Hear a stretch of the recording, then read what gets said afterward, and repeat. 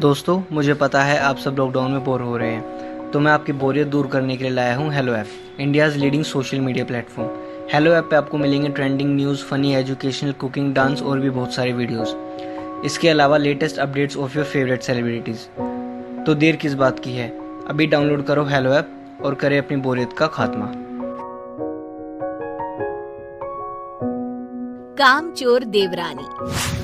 एक बार की बात है, सुषमा अपने पूरे परिवार के साथ खुशी खुशी मोहन नगर में रहती थी। उसकी 2 बहुएं थी, पल्लवी और शिवानी। एक दिन दोनों बहुएं रसोई में काम कर रही होती है कि तभी उनकी सास सुषमा उन्हें बुलाती है। अरे बहू, जरा इधर तो आना। शिवानी, जरा जाकर देखना सासू माँ क्या कह रही हैं। दीदी आप ही देख लो ना जाकर, आपको भी तो सुनाई दे रहा है। अरे मैं आटा गूंद रही हूँ ना, तुम चली जाओ। हाँ तो मैं भी तो सब्जी काट रही हूँ ना दीदी। अरे बहू जल्दी आओ। वो ये तो जाएगी नहीं, मैं ही जाकर देखती हूँ कि क्या करना है। पल्लवी सुषमा के कमरे में जाती है। जी मम्मी जी, क्या हुआ?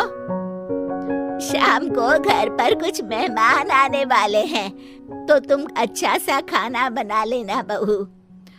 ठीक है मम्मी जी, आप बता दीजिए क्या क्या बनाना है और कितने लोग आ रहे हैं। सुनील की मौसी जी और उनका पूरा परिवार आ रहा है। कुल मिलाकर 3 लोग और हमें मिलाकर हुए 9 लोग। तो अभी से ही तैयारी करना शुरू कर दो। और हाँ, घर की सफाई भी कर देना, हाँ अच्छे से। जी मम्मी जी, सब काम हो जाएगा, आप चिंता मत कीजिए। पल्लवी शिवानी को घर में मेहमान आने वाले हैं इसके बारे में बताती है। क्या 9 लोगों का खाना बनाना होगा, घर की सफाई करनी है? बाप रे, सासू माँ ने तो हमें घर की नौकरानी ही समझ कर रखा है। ऐसा नहीं बोलते शिवानी, हम इस घर की बहू हैं और घर के काम करना हमारा फर्ज है। दीदी तो है ही सासू माँ की चमची, जब देखो सासू माँ सासू माँ। मैं तो इतना सारा काम नहीं करने वाली। शिवानी कपड़े लेकर गमला साफ कर रही होती है और चक्कर आने का नाटक करने लगती है। मेरा सर चकरा रहा है। तभी वहाँ पल्लवी और सासू माँ जाते हैं। अरे बहू, क्या हो गया तुम्हें? मम्मी जी, बहुत तेज सर में दर्द हो रहा है। तुम एक काम करो शिवानी, आराम कर लो। नहीं नहीं दीदी, घर में मेहमान आने वाले हैं, मुझे आपकी मदद करनी चाहिए। अरे कोई बात नहीं शिवानी, तुम आराम कर लो, मैं सब काम कर लूंगी। ठीक है दीदी, अगर आप इतना कह रही हैं तो आराम कर लेती हूँ। शिवानी आराम से अपने कमरे में मैगजीन पढ़ रही होती है। इसे कहते हैं आराम की जिंदगी। इतना सारा काम। चलो सारा काम खत्म हो गया, शिवानी को देख आती हूँ। शिवानी अपने कमरे में ईयरफोन में गाने सुनते सुनते सो जाती है और उसके साइड में मैगजीन भी रखी होती है। पल्लवी वहाँ आ जाती है और वो सब देखती है। ओहो, तो मतलब सब काम चोरी का बहाना था। अभी बताती हूँ इसको। घर का सारा काम मुझे करना पड़ा और ये महारानी यहाँ मैगजीन पढ़ रही है, गाने सुन रही है। पल्लवी रसोई से एक प्लेट और चम्मच लेकर आती है और शिवानी को थाली बजाकर उठाने लगती है। शिवानी अचानक से उठती है। उठ गई महारानी, गाने भी सुन लिए, मैगजीन भी पढ़ ली। तुम तो बहुत बड़ी झूठी निकली शिवानी। तुमने सर दर्द का बहाना बनाया ताकि काम करने से बच सको। हाँ बनाया बहाना, तो क्या करती, इतने सारे काम करती। मुझे कोई शौक नहीं है चापलूसी का।